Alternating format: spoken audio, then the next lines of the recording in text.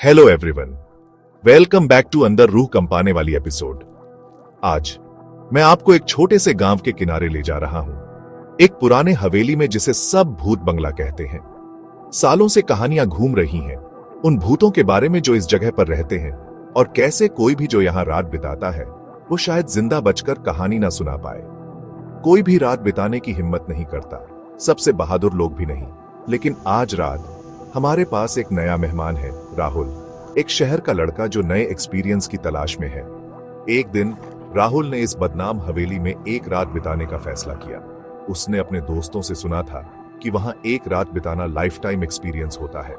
तो एक शाम उसने अपने दोस्तों प्रिया और समीर को फोन किया और तीनों अपने एडवेंचर पर निकल पड़े। जैसे ही वे हवेली के पास पहुंचे, उन्होंने देखा कि यह बहुत पुरानी और टूटी फूटी थी।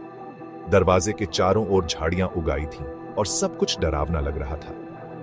हल्की सी मुस्कान के साथ राहुल ने कहा, गाइस, अगर यह सच में एक हॉन्टेड हाउस है तो यह एक जबरदस्त एडवेंचर होने वाला है। समीर साफ दिख रहा था कि नर्वस है। मुझे नहीं लगता कि यह एक अच्छा आइडिया है, चलो अंदर नहीं जाते, उसने सुझाव दिया। लेकिन प्रिया अपने डर के बावजूद राहुल का साथ दिया। चलो, राहुल जो चाहता है वो करते हैं, उसने कहा। उन्होंने किरकिराते दरवाजे को धक्का देकर खोला और अंदर कदम रखा। जैसे ही उनके पीछे दरवाजा बंद हुआ, उन्होंने एक हल्की घंटी बजती सुनी। एक अजीब सी गंध हवा में भर गई। राहुल ने कहा, कुछ भी हो जाए, हम आज रात यहीं रुकेंगे। अंदर हवेली एक टाइम कैप्सूल जैसी लग रही थी। पुराने घरेलू सामान हर जगह बिखरे हुए थे, जैसे समय रुक गया हो। जैसे ही वे सावधानी से आगे बढ़े, उन्हें परेशान करने वाली आवाजें सुनाई देने लगी, जैसे कोई बूढ़ी औरत रो रही हो। राहुल और प्रिया को डर के मारे ठंड लग गई, लेकिन समीर ने इसे यह कहकर टाल दिया, ये सब बस पुरानी कहानियां हैं, ऐसा कुछ होता नहीं। अचानक एक तेज आवाज गूंजी, इस जगह को छोड़ दो, तुम्हारी जान खतरे में है। आवाज इतनी चौंकाने वाली थी कि तीनों कांपने लगे। ये आवाज कहां से आ रही है? राहुल ने घबराकर पूछा।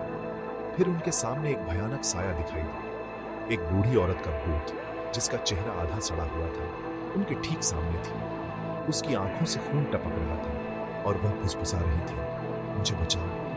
प्रिया अब डर गई थी। उसने एक छोटा सा ट्रिंकेट उठाया और भूत पर फेंक दिया। जैसे ही वह उसे लगा, साया गायब हो गया, धुएं की तरह घूमता हुआ। यह बहुत ज्यादा हो रहा है, चलो यहां से निकलते हैं, राहुल ने कहा।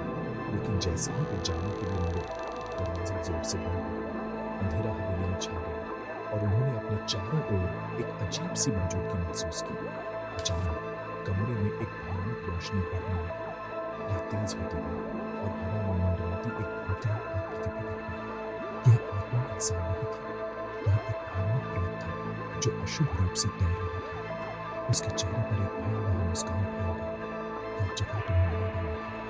भूत ने फुफकारा, मुझे तुम्हारी आत्माओं की जरूरत है। घबराना है, समय दरवाजे खोलता है, लेकिन वो खुल रहा है। राहुल चिल्लाया, हम बच नहीं सकते, यहाँ से कोई रास्ता नहीं है। तभी भूत ने समीर को अपनी बर्फीली पकड़ से पकड़ लिया। राहुल, प्रिया, मुझे बचाओ, समीर चिल्लाया।